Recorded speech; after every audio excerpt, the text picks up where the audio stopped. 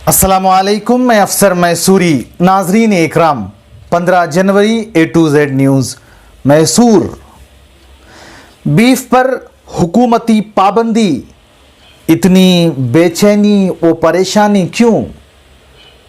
गुज़िश्ता हफ्ते से कर्नाटक की भाजपा हुकूमत ने रियासत में बीफ बड़े के गोश्त पर आर्डिनेंस लाकर पाबंदी आयद कर दी है। हालांकि हुकूमती अफसरान भी जानते हैं कि इससे मुसलमानों से ज़्यादा दूसरे तबके के लोग मुतासिर होंगे, मगर मुस्लिम दुश्मनी को ज़ाहिर करने के लिए मुक़द्दस गाँव माता का जाल बिछाकर और पिछले दरवाजे यानी आर्डिनेंस के ज़रिए बीफ पर पाबंदी आयद कर दी गई।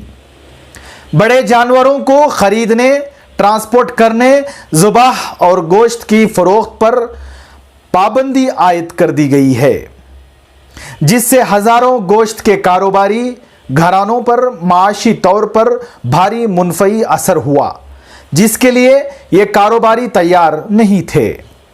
उस पाबंदी के ख़िलाफ़ सियासतदानों ने भी अपनी रोटियां सेंकने की कोशिश शुरू कर दी और हमारे कुरैशी ब्रादरान ने भी फौरी हाई कोर्ट में उस नामुनासिब क़ानून के ख़िलाफ़ अर्ज़ी दाखिल कर दी। उम्मीद है कि चंद ही दिनों में फ़ैसला आ जाएगा, मगर क्या कर्नाटक की मुस्लिम बरादरी के लिए सिर्फ बीफ ही असल मसला है?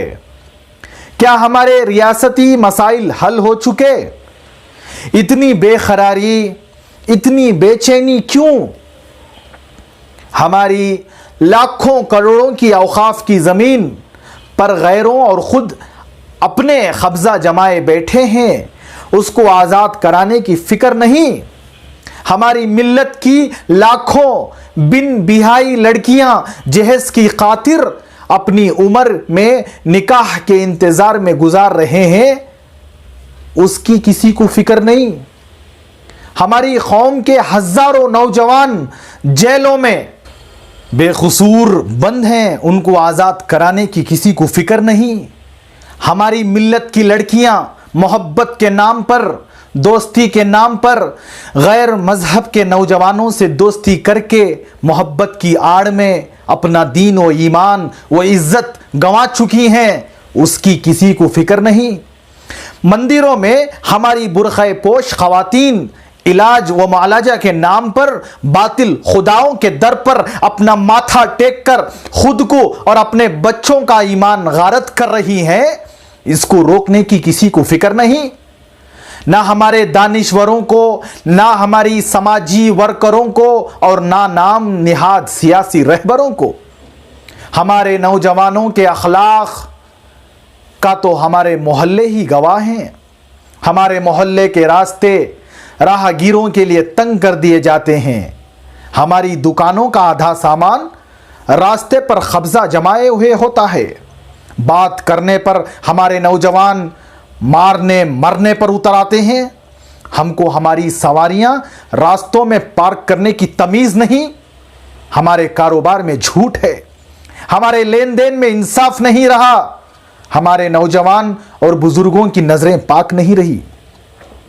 हमारी उन गलतियों के सुधार की हमें कोई फिक्र नहीं। स्कूलों व कॉलेजों में हमारे तलबा का ड्रॉप आउट हर साल बढ़ रहा है।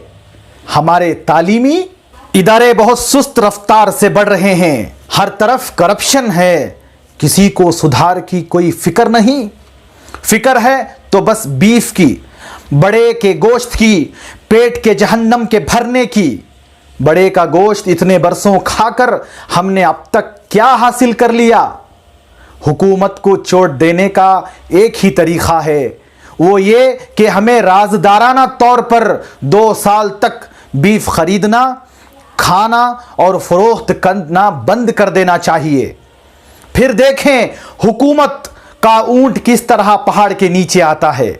उस वक्त तक हमारे असल मसाइल, हालात, अखलाक और दीन को हमें सुधारने की, संवारने की फ़िक्र होनी चाहिए। हमारे उलमा को अपने बयानात में जन्नत व जहन्नम का जिक्र को थोड़ा कम करके आमाले ज़िंदगी, اخلاق، تعلیم، پردہ، جہیز، فضول خرچی، راست بازی پر توجہ دینی ہوگی، تب ہی ہم سکون و راحت کی زندگی گزار سکتے ہیں۔